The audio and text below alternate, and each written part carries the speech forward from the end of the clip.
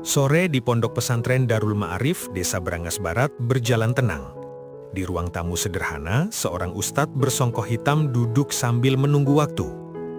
Namanya Wahyudi Ibnu Yusuf.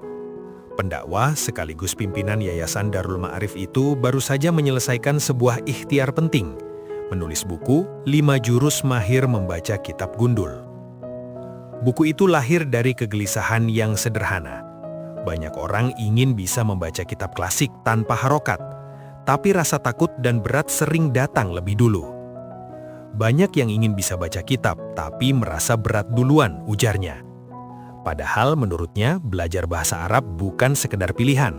Ia adalah alat untuk memahami Al-Quran, alat untuk memahami hadis, bahkan untuk menghayati bacaan sholat dengan benar. Kalau ingin benar-benar memahami Al-Quran dan hadis, kita harus punya alatnya, dan alat itu adalah bahasa Arab. Ia melihat semakin hari, umat Islam makin jauh dari bahasa Arab, sementara khazanah keilmuan Islam tersimpan dalam kitab-kitab Turoth yang ditulis tanpa harokat.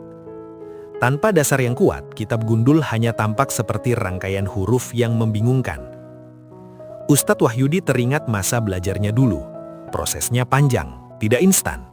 Ia harus berjibaku memahami kaidah nahwu dan sorof hingga benar-benar menguasainya. Dari pengalaman itulah ia mencoba menyederhanakan jalan masuk. Sejak 2011 hingga 2021, ia mengajar berbagai kalangan, mahasiswa, guru, karyawan, santri, dan ia menemukan pola yang sama. Banyak yang langsung masuk ke detail rumit, padahal kerangka dasarnya belum kokoh. Belajar kitab Gundul katanya seperti menyusun puzzle. Jika tidak memahami gambaran besarnya, potongan-potongan kecil akan sulit dirangkai.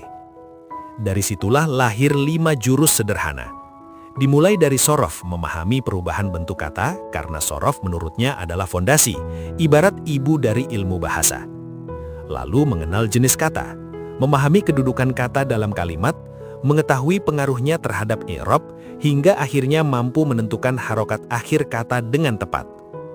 Bukan metode yang rumit, justru sebaliknya, disusun sistematis agar pemula tidak tersesat di awal. Buku itu ditulis dalam bahasa Indonesia agar lebih mudah dipahami. Istilah Arab tetap ada, tetapi dijelaskan dengan pendekatan yang dekat dengan pelajaran bahasa yang sudah akrab. Kini buku tersebut menjadi muqarrar bagi santri tahun pertama di pesantrennya, bahkan dilengkapi pelatihan daring.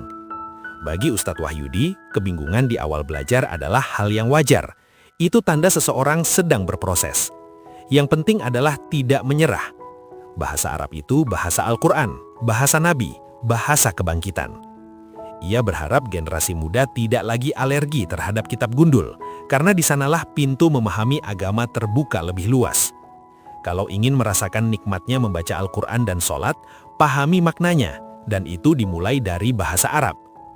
Di Brangas Barat, ikhtiar itu telah dimulai.